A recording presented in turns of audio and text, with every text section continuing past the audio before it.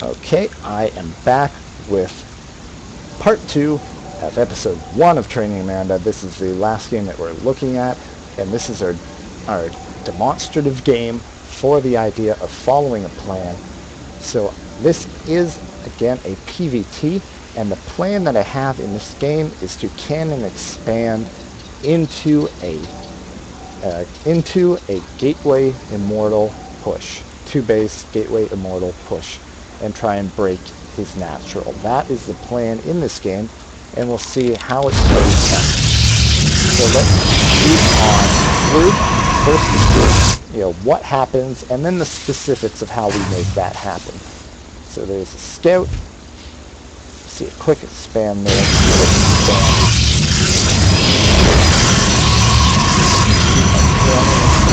Forward,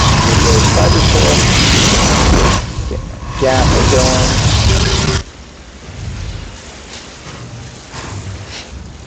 So at the watchtower, just a bunker down. We're playing safe. Bunker. This is a zealot though, that's unfortunate. Bunch of barracks, got a starport, a couple medevacs coming out. Go and make the normal move it.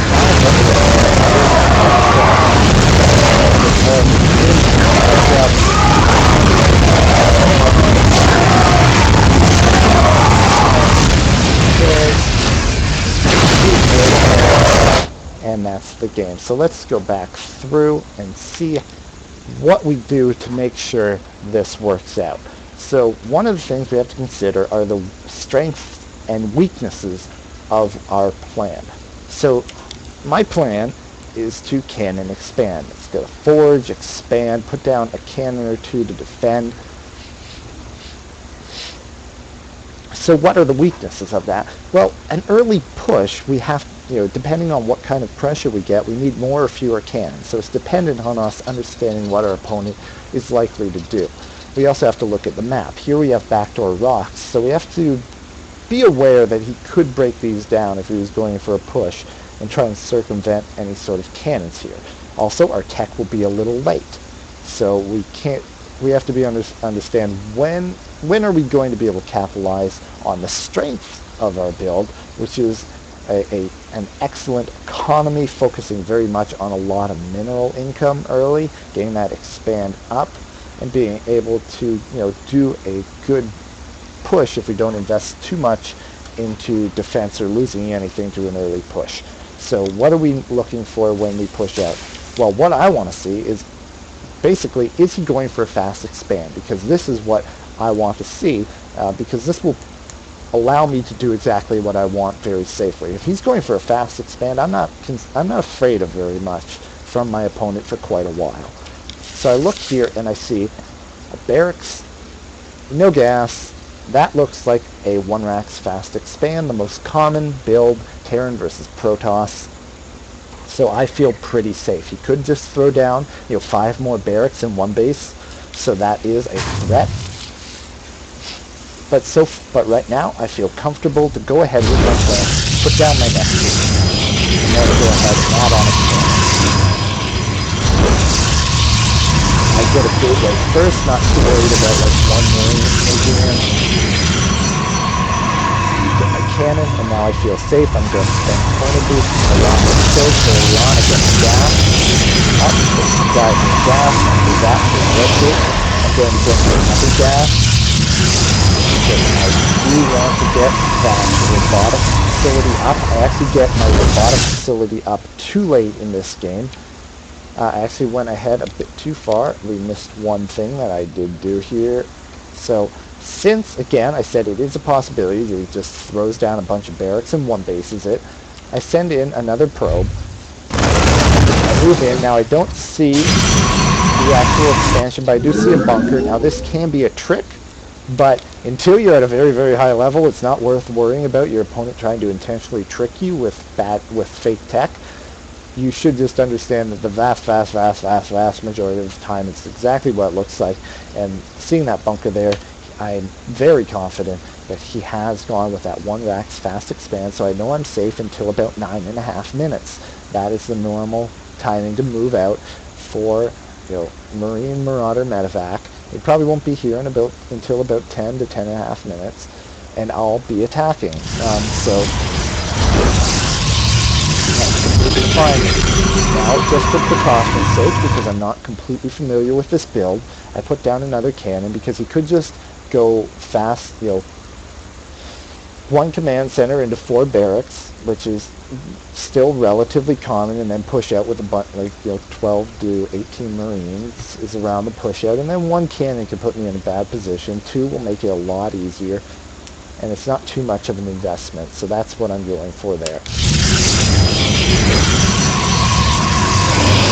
I realize I do need that modestly get out that immortal as fast as possible. I was a little slow on starting my warp gate, because I lost an active boosted. Now I'm just going on these immortals. I'm actually pretty slow on that, getting out my upgrades at the same time, so I do have to mess down just based on the timing of everything. This is not perfectly timed out, but I'm working with what I have. I had 2 more gateways because this is 5 gates is actually not enough production to push out on 2 bays. So I'm going to move up to 7. I probably could have moved up to 8 or 9. Don't feel bad about adding on more gateways than you can produce off of constantly, because you want to push out, be able to reinforce in a couple cycles, and it's better to have more gates than you need. It's better to have too many gateways than too few, because you don't want to be racking up a ton and ton of banked resources if you can't spend them. Now, it's kind of bad that I don't get these immortals out on time, because they're kind of integral to busting bunkers. So that is one place where my plan slips a little bit, but I do get 2 immortals, and I feel confident in my upgrades and quick gateway units that I can bust through. I push out. I'm sticking to my plan. Even though my build wasn't perfect, I'm sticking to my plan. I'm going ahead with it. It would be dumb to try and transition into something completely different just because I'm a little late and not quite perfect. Work with it. What you got is going to be your best bet. So keep in mind, I have this probe going ahead. I'll have a pylon down here, and then I'm going to put down 1 ahead. So I always like to make this proxy pylon gathered along the way. My next immortal is on the way, so I do warp-ins. I'll wait for the next immortal and attack. What happens? Now this was a little weird in terms of micro, because I just wasn't thinking about him moving out right at that second. Because what should happen in this situation is, this is the normal move-out timing, but my opponent should realize what I'm doing through scouting, and then not move out and defend it. But he moves out, and I'm just not thinking about it, so he just kind of passes. I see him move out, I'm like, no, I don't want to attack that, because normally this is the part of the game where Terran is strong. They have medevacs, they have stim, they've got upgraded bio. This could be dangerous to engage, because normally you want to have area of effect damage against bio. But because of the nature of my push, I'm like, wait a minute, that's not that many units, I can take that. So I turn around because I don't want to base race. Silly, that's not my plan. I want to kill him. That's my plan. So we engage here. If I were microing this correctly, I would be trying to target fire these immortals onto these marauders, but I don't do that in this push. Not that good. Push off and spend some time on that. I could be focused fire. I should have focused fire on this a bit earlier. So I see him running around the rock. Turn around. I have warp-ins running in. I kind of lose control of them. That was unfortunate. However, he's focusing on that. He's losing control of his army. So that's not too big of a loss.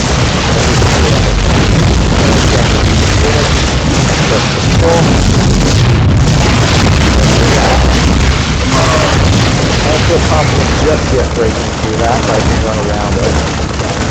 And I can do this. Maybe a bit too much. But I do have a good work in, so I've spent some of it. So it's fine. That was just important. It's not like I'm playing amazingly well. I'm just following my plan very specifically, executing it mediocrely, and just staying on course, making sure it works out. I have +1. I actually did start +1 armor, almost done. Have a bunch of zealots moving in. Now in this game, in the previous game, I was saying how +1 armor works better with Zealot Archon. Why did I go with +1 first? Because I'm trying to bust, so I want to kill these bunkers as fast as possible, and that's going to be my attack. So that is the idea there. Push out. Now with all of these zealots, plus an immortal, I say have another immortal here they'll get briefly, but I'm confident I can break that off. Now I'm in the situation. This is the exact situation. Even though it was very roundabout, he pushed out. We had a weird engagement. I lost some units up here after the initial push. I ran around the bunker. It was very weird, but I pulled it back to I break in, kill whatever defenses he has, and kill the natural, force it to lift off, kill SCVs. This is the situation that I planned on being in at the very beginning of the game. Exactly where I intended to be, even though I did not predict anything that happened in this game other than my own plan.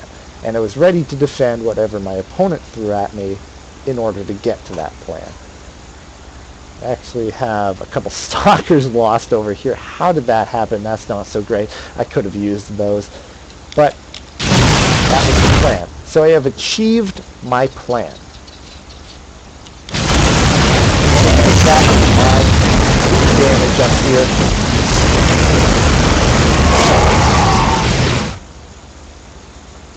So if he doesn't, if this doesn't outright kill him, what do I do? Well, that wasn't part of my initial plan. It can be and probably should be. Something you have in mind, but this is what I intended to kill him with.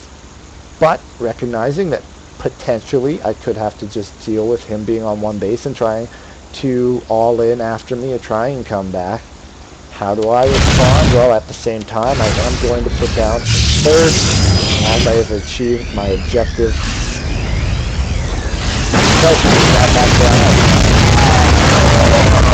I actually worked in, see here, I actually worked in several sentries. I had a bank of gas, but primarily I actually specifically wanted sentries so that if he moves down the ramp, I can force field it. Now I actually went to force field and I missed micro because I forgot about I didn't have enough vision to force field where I wanted to, and I put it down, so I had to wait down more, and then but that's about it. That's the game. So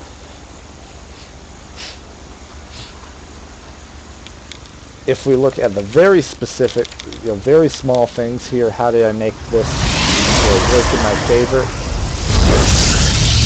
Well, basically I'm going to try and get as much economy as I can, and then cut economy and get as much army as I can. That's going to be the fastest way to get as much army as you can. I do have to get the tech up, again, so very hard to country. But by banking up, you'll see I bank up a lot of minerals, while continually building kills, so it's excellent. So I can throw down investigation. That is part of the plan. I think that's a pretty good number of kills for what I wanted to do.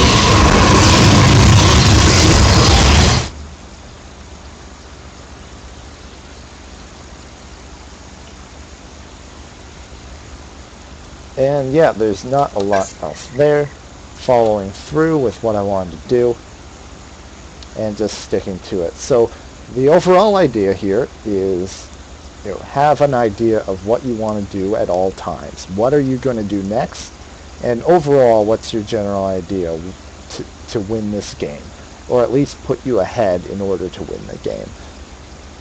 So, and again, our two general ideas of a specific at a general plan at a given time are either attack or expand. You either want to be attacking or having a plan to attack and commit, or to expand. You could be pressuring into an expand. You could be playing very passively in expand. You could be playing super greedy and expanding, just hoping he's not going to attack.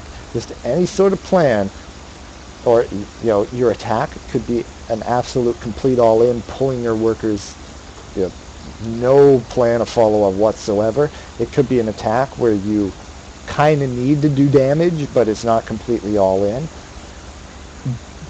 But one of those two should be something that you intend on doing in the coming minute or two.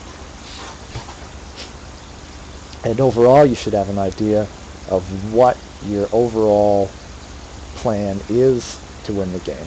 So those are the ideas, and that will do it for the first episode of Training Amanda.